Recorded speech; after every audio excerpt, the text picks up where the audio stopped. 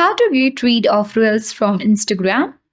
Hey everyone, this is Rose, and I'm here to guide you to get rid of Reels from Instagram. Watch the video till the end and don't forget to subscribe the channel. Without any further delay, let's dive right into the video with this video. So, tired of watching Reels on Instagram, but don't know how to get rid of those Reels from Instagram? Then here's how to do it.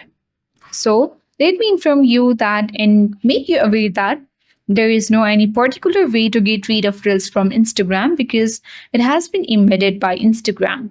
So when you scroll down, you'll easily get the Reels pop up and appear on your screen. But let me show you a particular trick that help you to get rid of Reels from Instagram.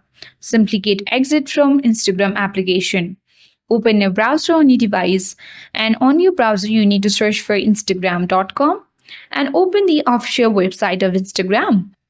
On your official website, you can easily log in and sign into your Instagram website version and then start watching the photos and post on Instagram, but there will not be any kind of reels.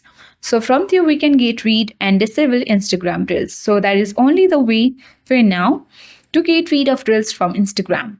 So that's all for today. Hope this video helped you.